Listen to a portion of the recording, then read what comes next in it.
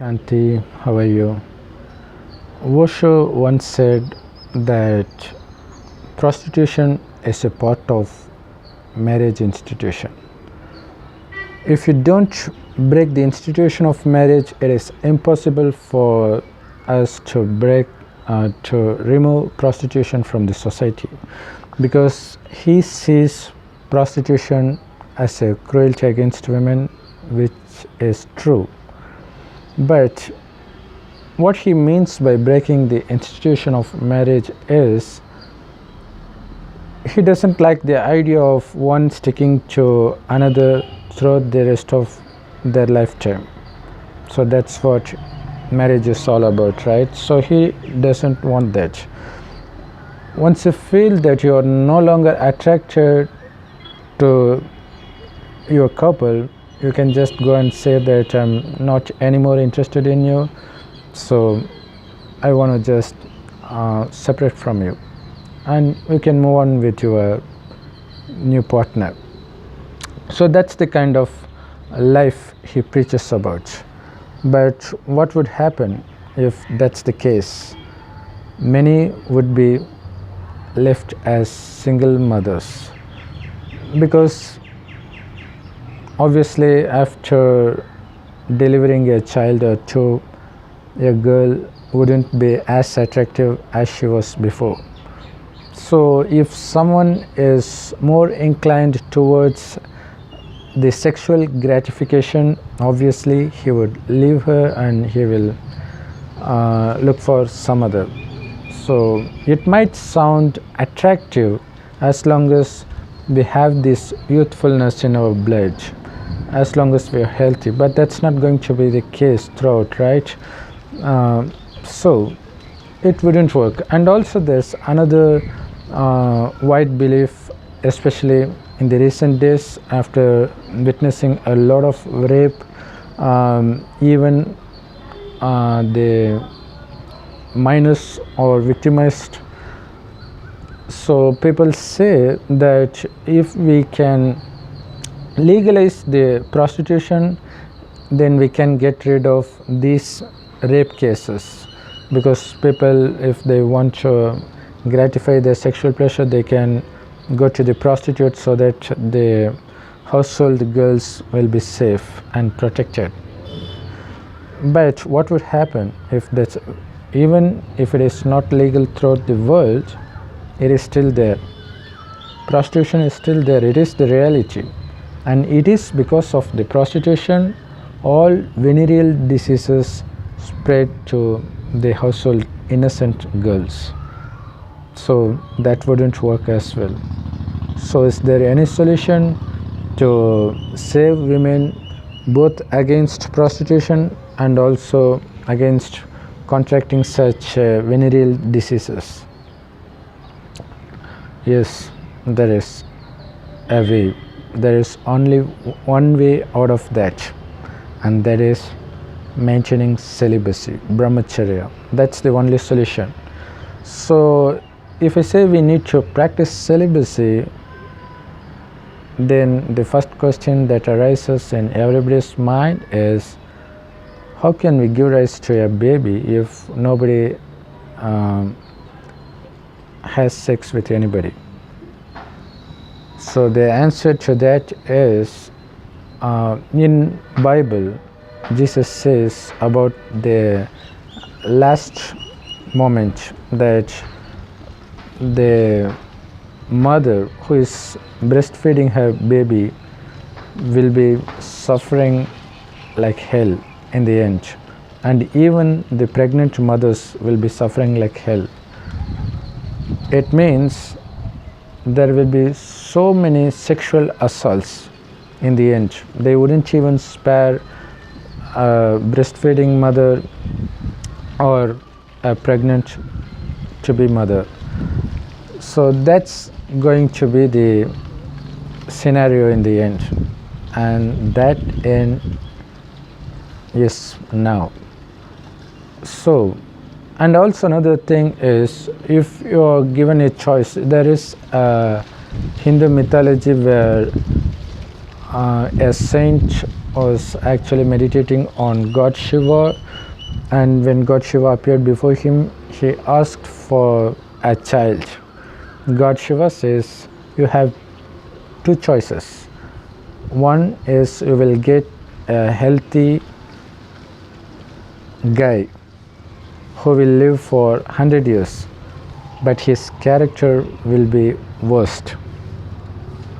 Or you will get a child who is going to live just for 16 years, but his characters will be very nice. He will be God serving, so he will be the very strongest devotee of God Shiva. So what kind of child you want? Whether you want a child who is going to be arrogant for 100 years, or who is going to be God fearing and he is going to live only for 16 years. So in that story, he asked for the one with 16 years of lifespan, and that is Morgandian, and you know the rest of the story. So before going into that, let me ask you the same question. If you are left with the choice to make between these two questions, what choice would you make? Would you prefer the 100-year-old child who is going to be arrogant and who is going to cause you sorrow throughout your life? Obviously not. And will you be selecting the child that's going to live just for 16 years? No matter how good he is, how well-mannered he is, still you wouldn't want a child that's going to die within 16 years, right? Because even before reaching the 16th year, you would be dying in pain right from the moment the child was born, because you are pretty sure about its destiny. So you don't want that either. You would better off without any child, right? Actually, same is the situation now. Yes, the world is going to last very few years, approximately 20 years or something.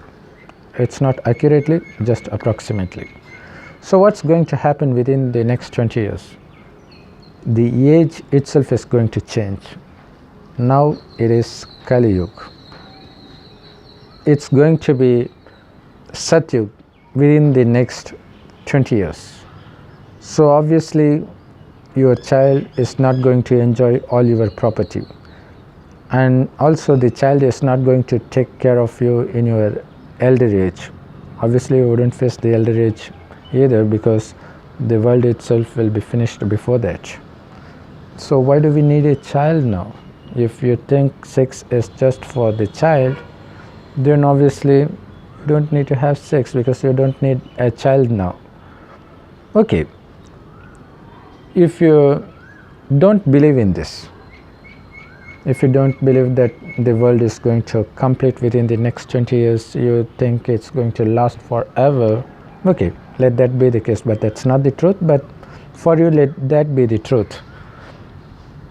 Even then, if you think sex is the only way to get a child on your own, yes, that's the true in Kali Yuga. That's the only way out. But you can have sex just for getting a child. Once your wife is confirmed pregnant, stop having sex, because you say sex is just for getting your child, right? So once it's confirmed, then why should you have sex? Because sex is something more addictive than anything in the world. Whether it's opium, cigarette, whatever you think of, that has no addictive power compared to sex. It is such addictive that people realize it only when they have to stay away from their wife for a temporary period, like when the girl is to her mother's home for delivery. So that's the time the guy realizes how addicted he becomes to sex. So this addiction will eventually make you to commit rape or some other illegal sexual activity sooner or later, either in this birth or in the upcoming births. Actually, we are induced to have sex by watching provocative movies, by listening to provocative talks from our friends and relatives, from television and from watching movies. That's how our mind gets programmed to believe that there is something in sex. It's actually a mind process more than a physical process. If you separate yourself from all the factors that induce you into having sexual thoughts, then I guarantee, even if you do have to have a sex just for the sake of baby for one or a couple of times, you will not be addicted to sex, because that will not be interesting at all. It is the mind that's been corrupted with the sexual thoughts that's been coming from external. So that has corrupted your mind into believing that there is something highly pleasurable in that sexual act. But in reality, that's not the truth. If you stay away from sex and sexual talks for a year, and for some reason if you have to have sex after that, you will suddenly realize that there is nothing like that. You wouldn't be interested in that at all, because during the time when you saved yourself, you protected yourself from all the sexual thoughts, what happens is the power of the soul develops in you. When you have that soul power, you will not be attracted to lust. Not only that, you will not even be angry, or you will not be attracted towards attachment and all other vices like lust, anger, attachment, greed and ego. All these vices will be reduced to a certain extent. So this proves the fact that sex is just a mind game, and it has nothing, or it has very less to do with the physical being, because both men and women look alike, more or less the same, only there will be a slight difference. But your mind exaggerates to the extent that you start believing that there is something in that nudity. So that is why you keep watching sexually provocative songs, movies, and what happens is people think that by getting married they can stay disciplined. But the truth is, only after getting married, only after confronting nudity of a girl or of opposite sex, you will start getting addicted. So that's the biggest mistake. So to stop this, what we need to do is we have to educate our children right from the school age that sex is something that we need to hate to the core. That is something that is very disgusting. Anything that leads to sex is very disgusting in nature. So we have to imbibe these thoughts into the kids so that they won't go there. But what happens now is, through the school books, the kids are brainwashed into believing that sex is something good and love is something good, and that is why they become mentally unstable person in his adult life. And we can't expect the society to change all of a sudden. We can't expect the society to take care of us, to take really care of us. But we can take care of ourselves, because if we don't bother about us, if we don't pay enough care for us, who else will? So all we need to do is to restrict ourselves from all the factors that's going to make you believe that sex is something good. So you have to cut yourself off from all those romantic songs those movies, the friends that talk about having love and making love. You have to disconnect yourself from those people, those media, those factors. So that will protect you from having sexual thoughts. And naturally, in Kali Yuga, we souls have already lost most of our power.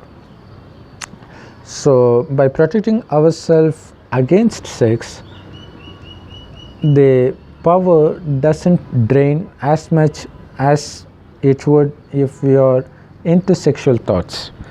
Now we need to do another thing that's going to increase the power of the soul, and that is by connecting ourselves to God through mind. So we have to constantly remember God. The more we remember God, the more our soul is going to gain the soul power from God. So God is the powerhouse. He is always full. So it is only by connecting ourselves to God that we get that power in our souls, and there is no other way. So even if you do not think about sex, no matter what you think, it is still going to drain the power of your soul. But the sexual thoughts will drain the power very fastly. That's the difference. So now we have to detach ourselves totally from this society mentally. You're not going to separate yourself physically and you're going to the forest or something like that. You're going to stay in the society. You're going to do all your routines as you do always, but mentally you're not going to pay any attention to what's happening around you. So you have to connect yourself to God. For that you need to do some step. That is, the first step is you need to consider yourself as the imperishable soul that shines like a star in between your eyebrows, which is why we keep bindis here. So that is who we really are. We are not this perishable body.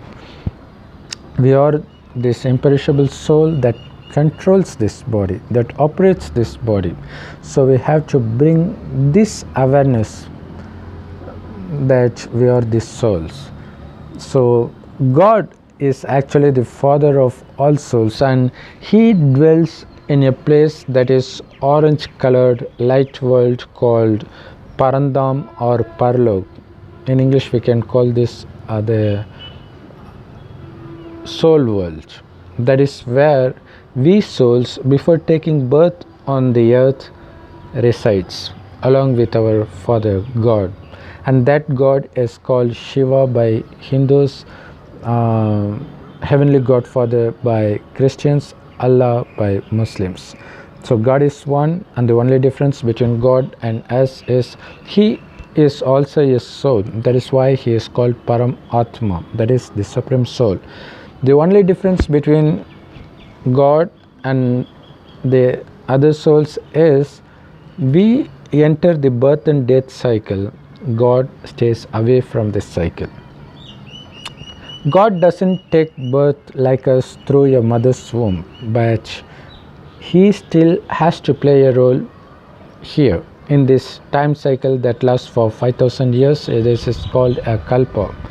So in this kalpa, towards the end of Kali Yuga, God has to come here to give these teachings to us. But he doesn't have a body on his own. He doesn't take birth like us, but he needs a body to speak this knowledge, right? So he adopts a body. He adopts an old man's body. He enters his body and start giving these teachings. This teaching is called Rajayogi. It teaches basically on how to remember God, so that our past sins that's been accumulated in our souls get washed off, get burnt. And the only way to burn all our past sins is to remember God as much as possible. Only now we know how God looks like. Before that we didn't know that, so no matter how much we worship him, it didn't have any effect because we didn't even know how God looks like, and we didn't know the actions of God. We do not know what the business of God is. And now we know it is God's duty to convert the hell back to heaven. Yes, in this 5000 year time cycle, the first 2500 years, this earth will be heaven, and the same earth will be converted to hell in the last 2500 years. And God comes towards the end of the hell to convert it back to heaven. And in that conversion process, the world destruction will also take place, but there's no need to be afraid of that, because we are not the perishable body but the imperishable soul. So all we need to worry about is we have to accumulate as much power as possible before we leave this body and reach the soul world, because all souls have to reach there. And if you have accumulated more power before you leave this body, then there's a pretty good chance that you come as early as possible in the heaven. If you don't accumulate much power, then your entry to heaven will be much delayed, and that's why God gives this knowledge. So now we are practicing celibacy to enter heaven. We are practicing celibacy to protect the girls from incurring the cruelty against them, like rape and all other illegal sexual acts. So this is the only way to safeguard the society, and this is the best help you can do to the society, because if somebody is committing rape in a neighboring town, don't think that it is only him who is raping her. What happens is, when you are having sex with your wife, the lustful thoughts that accumulate in your brain creates vibrations, lustful vibrations that spread across the atmosphere. So imagine how many people, almost everybody, is having sex with their wives or their girlfriends. So think about the amount of vibrations, lustful vibrations they spread in the atmosphere. So these vibrations will have a greater impact in inducing somebody to rape a victim. So we are all part of the culprits. So now we are not doing that, and also we start spreading the pure vibrations. You know what this will do? This will this will clear the atmosphere to some extent from the lustful vibrations. And if somebody lustful comes in contact with you, with your pure vibrations that is generated by you remembering God, this pure vibration is going to have a greater impact on the mind of the one who you are talking with.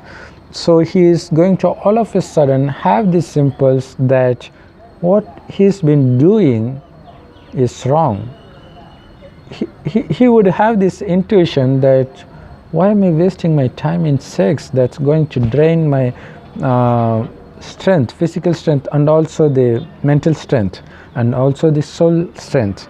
So he will all of a sudden have this enlightenment, and the reason is the thought, the pure thoughts that you generate, which in turn generate the pure vibrations.